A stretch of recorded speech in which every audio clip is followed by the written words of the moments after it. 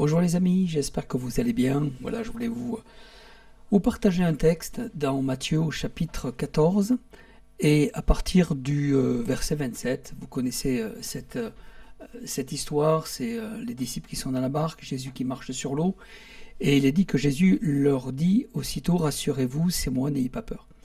Et ce que je trouve très intéressant dans ce texte, c'est que Jésus, dès le départ, il les rassure, il s'identifie en tant que Seigneur, Sauveur, et en même temps, il leur dit: n'ayez pas peur, puisque c'est moi en fait. Et je vous ai déjà montré à maintes reprises combien j'étais capable de faire des miracles. J'ai ressuscité les morts, j'ai fait voir les aveugles, j'ai fait entendre les sourds, j'ai guéri ta belle-mère, mon cher Pierre, n'oublie pas. Enfin, bref, il avait montré qu'il était réellement.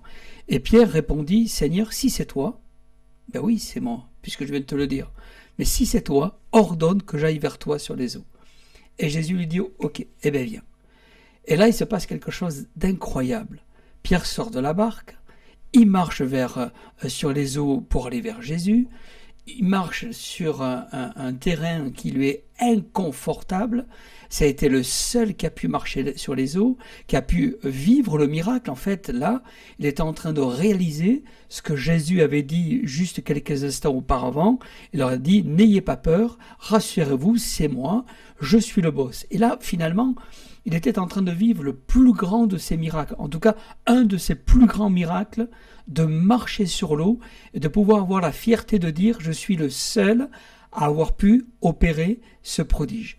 Et voilà qu'il se passe quelque chose d'extraordinaire, c'est qu'il voit le vent qui était fort, les éléments qui étaient déchaînés, et à partir de là, alors qu'il s'était déconcentré, alors qu'il ne regardait plus les yeux fixés sur le maître, eh bien, il commence à avoir peur. C'est-à-dire que le naturel est revenu au galop. Il y a eu comme une peur, une crainte. D'autres versions disent qu'il était effrayé. Et là, il y a eu encore un miracle qui se passe, puisqu'il nous a dit comme il commençait à s'enfoncer. On n'a jamais vu quelqu'un commencer à s'enfoncer dans l'eau. C'est-à-dire que même là, dans l'incrédulité, eh bien, le miracle s'opérait encore, continuait à s'opérer. Alors quand bien même il ne marchait plus sur l'eau, il commença à s'enfoncer. Dieu a fait une œuvre extraordinaire. Et on comprend mieux la raison pour laquelle Jésus a pu le dire: homme de peu de foi, pourquoi tu doutais?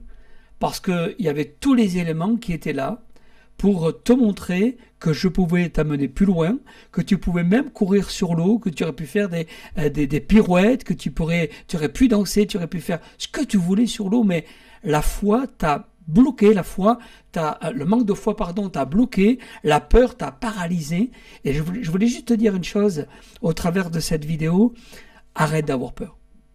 Arrête d'avoir peur quand tu sais que Jésus est avec toi, qu'il t'a montré qu'il était le boss, qu'il t'a rassuré, qu'il est avec toi tous les jours jusqu'à la fin du monde, qu'il t'a montré des promesses. Encore aujourd'hui, il t'a parlé au travers de la Bible, il s'est révélé à toi. Arrête d'avoir cette peur qui n'est pas justifiée. Brise-la, romps-la, prends autorité afin de renverser la situation.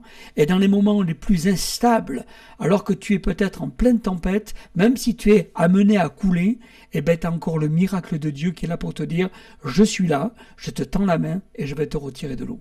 Que Dieu te bénisse.